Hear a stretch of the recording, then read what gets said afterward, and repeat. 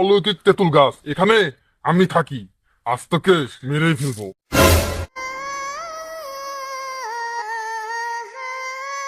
এক লোক নির্জন রাস্তা দিয়ে হাঁটছে। সে গিয়েছিল একটি গুরুত্বপূর্ণ কাজে।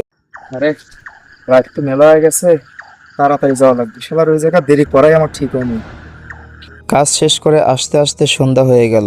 লোক মুখে শোনা যায় এই রাস্তার ধারে একটি তেঁতুল গাছ আছে। সেই গাছটি নাকি স্বাভাবিক নয়, সেখানে নাকি প্রায়ই নানা রকম অলৌকিক ঘটনা ঘটে থাকে। লোকটি ভয় এড়ানোর জন্য গান ধরলো, তবে তিনি এগুলো পাত্তা দেন না, গাল গল্প ভেবে পথ চলতে লাগলেন। একটু সামনে এগুতেই হঠাৎ তার চোখ আটকে গেল। সে দেখতে পেল সাদা জব্বা পরে তেঁতুল গাছের নিচে কেউ দাঁড়িয়ে আছে। সে লোকটাকে অনেক ডাকাডাকি করলো, কি রে?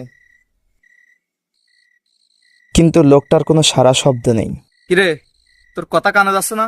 আমি তো ডাকতেছি না, বেয়াদব মতো আচরণ করতেছিস। এই দিক তাহা।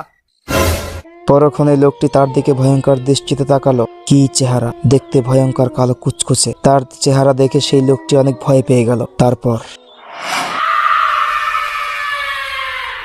কিরে, তোর কি অবস্থা? আসি মোটামুটি অবস্থা।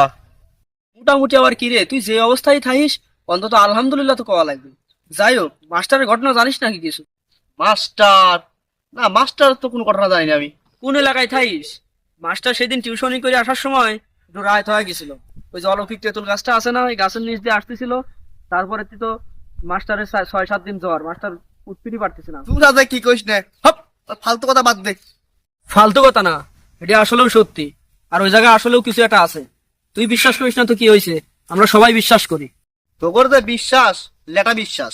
আমি সারা রাত সারাদিন আমি থাকতে পারবো, কোনো কিছুই মনে হবি না। সাহস তো কম না রে। তাহলে আয় বাজি ধরি।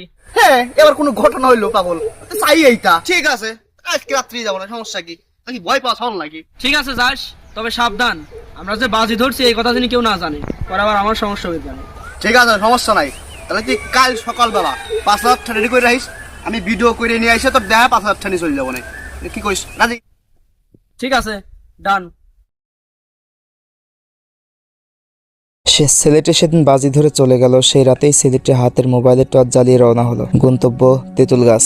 সে হাঁটতে লাগলো। অল্প সময়ের মধ্যে গাছটার নিচে চলে আসলো। ছেলেটা গাছের নিচে এসেই ফোনের ক্যামেরা বের করে তেঁতুল গাছ ও আশেপাশের ভিডিও নিতে লাগলো। বেশ কিছু সময় ভিডিও ধারণ করলো।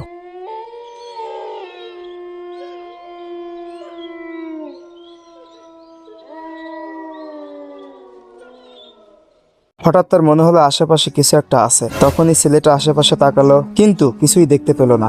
সে আবার ভিডিও ধারণ করতে লাগলো। হঠাৎ সে ফোনটা পকেটে রেখে আশেপাশে তাকিয়ে দেখতে লাগলো। হঠাৎ তার সামনে কেউ হাজির হলো। ছেলেটা এখন খুব ভয় পেয়ে গেল। ভয়ে তার দম যেন বন্ধ হয়ে আসছিল। লোকটার চেহারা অনেক ভয়ঙ্কর, মুখ কালো কুচকুচে, দেখতে খুব ভয়ানক।